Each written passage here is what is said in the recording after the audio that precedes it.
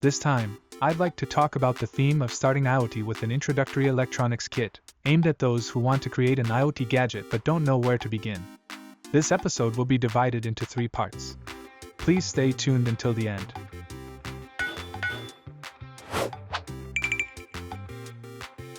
First, let's briefly review what IoT is.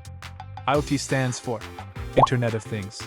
While this may sound a bit abstract, simply put, IoT refers to connecting objects around us to the internet so they can be accessed remotely. IoT can be broken down into 3 types of actions: retrieving information about objects located far away, controlling objects, and having objects communicate with each other. There are already quite a few products in the market that are practical examples of this. For example, in Type 1, there are popular products like the Memorial Tag for preventing loss, and in Type 2, there are smart locks like Creo.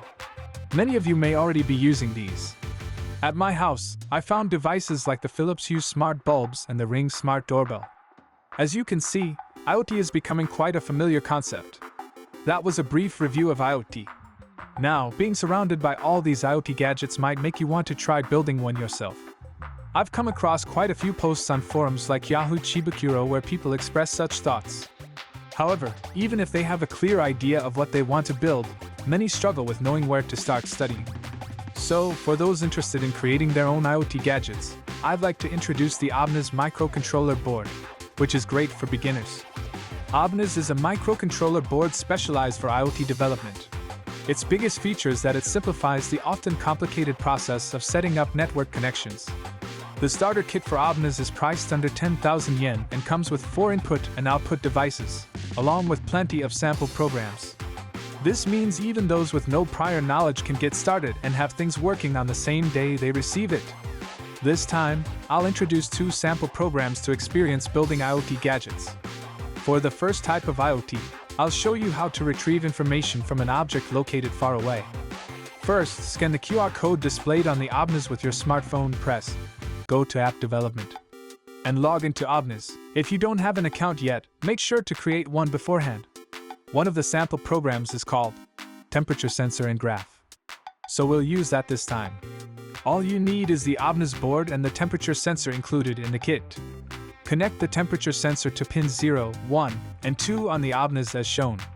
Next, enter an appropriate name for the app. Press Create App, and then press Edit Program to take a look at the code. In simple terms, the program first loads the base program in the head section, sets up the graph display in the part labeled Chart, and in the script section, it connects to Obniz and reads data from the temperature sensor, plotting the data on a graph every second. When you press the Execute button, the sensor's values are displayed in real time on the graph. You can try touching the temperature sensor to see the temperature change in real time. During this, Obniz and your smartphone are connected via your home's Wi-Fi network, so there are no wires, and you can check the values from anywhere within the same network. Instructions on how to assemble the kit are available on this page, so when you're ready to get hands-on, be sure to check those first. Next, let's move on to the second type of IoT, controlling an object located far away. This time, we'll use a computer to run the sample program. You'll need the Obniz board and the servo motor included in the kit. Be sure to pay close attention to the direction of the connections. We'll use the program available on this page as is. Enter the Obniz ID, press Connect, and your computer and Obniz will automatically connect via the internet. If you speak into your computer's microphone and say, "I'm home," the computer will recognize your voice, send a signal to Obniz, and Obniz will move the servo motor. It's a simple example, but still a legitimate IoT gadget. From here, you can customize things like changing the response based on different phrases or attaching something to the servo motor, and your imagination will help expand how you can interact with the device.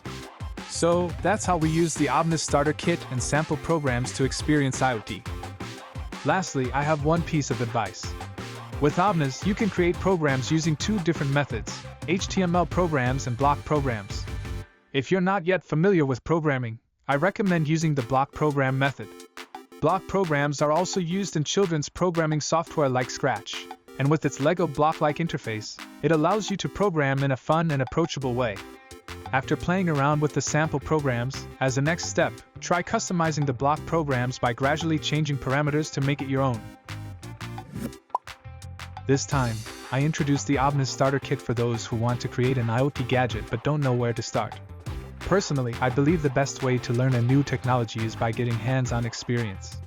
Although it's not the cheapest option, it's an ideal kit for those serious about building IoT gadgets, so why not consider purchasing it?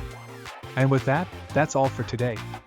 On this channel, we post videos that explain the essential knowledge and tools beginners in electronics projects should acquire, offering a comprehensive learning experience from the very basics. If you are just starting with electronics projects, please don't forget to subscribe to the channel.